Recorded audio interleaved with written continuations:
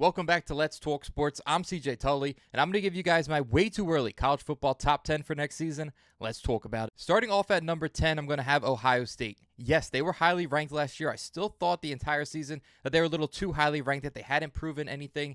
They then get bounced in the playoffs by Miami, and I think that shook a lot of people to what this Ohio State team really was. They bring in Arthur Smith for this upcoming season as offensive coordinator. He'll be coming over from the Steelers. They are going to have Julian Sain in his second year. I think that'll be great for his progression. Already one of the Heisman candidates last year. We'll see his progression, like I said, and maybe that will help this offense get going. You are still going to have Jeremiah Smith, but you lose Carnell Tate. That's going to be a big blow to this offense. You do bring in Chris Henry Jr., a five-star prospect. We'll see what he can add to this offense, but give me Ohio State at number 10.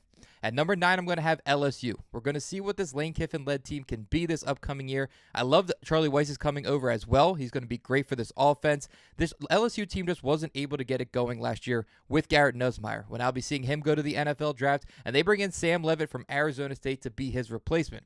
Now, I thought Sam Leavitt was one of the greatest transfers that could be added to any team this past year. I loved what he did with Arizona State. He had them in the playoffs, and I think that's something that this LSU team can build off with him. He didn't have the greatest season last year, but again, we're going to look to see what he can build off now. They also bring in Eugene Wilson III from Florida. I love that addition as well. He'll be a great outside weapon that wasn't utilized properly, in my opinion, for Florida. So we'll see what he can add to this team for LSU. Give me LSU at number 9. At number 8, give me the Indiana Hoosiers. They're coming off their national championship, but they're going to be losing a key component in all that, and that is Heisman quarterback Fernando Mendoza. Now, to replace him, they bring in Josh Hoover from TCU. I think he'll be a great addition here, 3,400 yards last year, and I think with Kirk Cignetti, he'll be able to function with this offense. Now, on the receiving end of things, though, you're going to lose Elijah Surratt and Omar Cooper Jr. These are going to be huge blows to this offense, and I think that's where you might see a little bit of a regression. You're going to be losing some players on defense as well. Now, you will still have Charlie Becker, who made a huge name for himself from the college football championship and from the Big Ten championship, so we'll see what he can add to this team. And then you're also going to be bringing in Nick Marsh from Michigan State, who I love as an addition to this offense. I don't think he was utilized properly again with Michigan State. There was a lot of expectation with him last year. We'll see if he can live up to even more of the hype this year with Indiana, but give me the Indiana Hoosiers coming in at number 8. At number 7, give me Texas to finally make the jump that they need. We're seeing that progression of Arch Manning. We saw it late last season. We'll see what he could do this season. They are going to be losing some key weapons on offense in Contravian Windsor at running back and in Parker Livingston at wide receiver, so we'll see how the replacements can fit in there. But I think it is finally Texas's time to get in the playoffs and see what kind of a run they can make. At number 6, give me Texas Tech. I love Texas Tech this past season. They ended up getting bounced in their first game against Oregon, but I think there's a lot to grow on here with this team. They only lost one game last year, and that was without their starting quarterback to Arizona State. Now, they bring in Brandon Sorsby, who was a competitor there in the Big 12 as well with Cincinnati, so I love the addition of him. That takes somebody away from another Big 12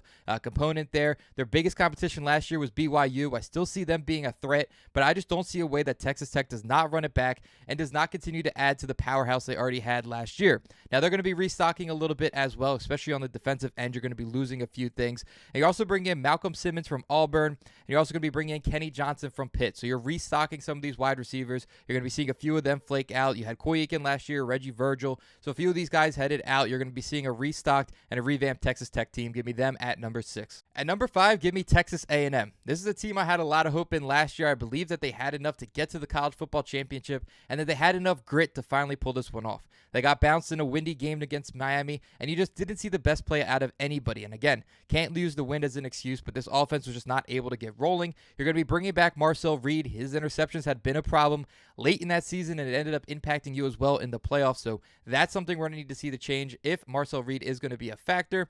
They are going to be losing Casey Concepcion, who was one of their lead wide receivers, and he was there on the punt return, so that will be a big blow to them. But they bring back Mario Craver. That will be huge. He was the number 2 wide receiver as opposed to Casey Concepcion. And you also bring in Isaiah Horton from Alabama, and I love this move. Somebody who was kind of on the back end of the receiving stuff for Alabama, 511 yards with 9 touchdowns. We'll see how much more of a difference he can make here for this A&M team. They are also going to be needing to restock a bit on defense, and they also bring in freshman Devin Fitzgerald. He's Larry Fitzgerald's son, so if the nepotism does anything for you there, he'll be coming into this team as well. Give me Miami at number 4. I loved what I saw from this Miami team in their playoff run. I think they're continue to add to that. Darian Menza comes in from Duke. They finally figured out all those legal issues. He had 3,900 yards last year, 34 touchdowns, and 5 interceptions. This is a guy I believe is going to make a difference here, and I'm going to tell you guys now, I believe he will be the Heisman of the 2026-2027 season. He's coming in here with a great offense. You're going to have Malachi Toney returning. You have Mark Fletcher Jr., who was an absolute difference maker in the playoffs, and he also brings on Cooper Barek. He comes over with him from Duke. He was an 1,100-yard receiver last year for Duke, so this team on offense is going to have enough. Will the defense be able to hold up? That's where the question marks come in. You're going to have to see how they rework all of that. They're going to be losing a lot of players to the draft, but this is kind of the Cam Ward offense you have with Miami, where you would have a very high-powered offense. If the defense would be able to make up for it, and if they get the right replacements, I do believe this Miami team can finish in the top of the ACC again, and give me them at number 4. At number 3, give me Notre Dame. My biggest thing with Notre Dame coming in here is the fact that Marcus Freeman did not want to leave. He did not want to go to the NFL or take any of these higher coaching jobs. So to me, that means he believes in something with this Notre Dame team. And that shows me a lot about what this team can be going forward. They're going to lose Jeremiah Love. They lose Jadarian Price. They're both going to the NFL draft. So the rushing attack might not be there, but you started to see progressions from CJ Carr late in the season that give me hope that this offense could get going. You're still going to be having some of your greatest receivers here in Jaden Greathouse and Jordan Faison. They're going to be coming back at wide receiver. You also bring in Quincy Porter. He's coming over from Ohio State. Maybe he's a young talent that can get this offense going. I like the defense that Notre Dame is going to be running with this year as well. So give me Notre Dame at number 3. At number 2, I'm going to have Georgia. Not much to say here about the Dogs. Gunnar Stockton is going to lead this team. Is continuing to get better year in and year out ever since he had to come in and play in the postseason after the Carson Beck injury a few years ago.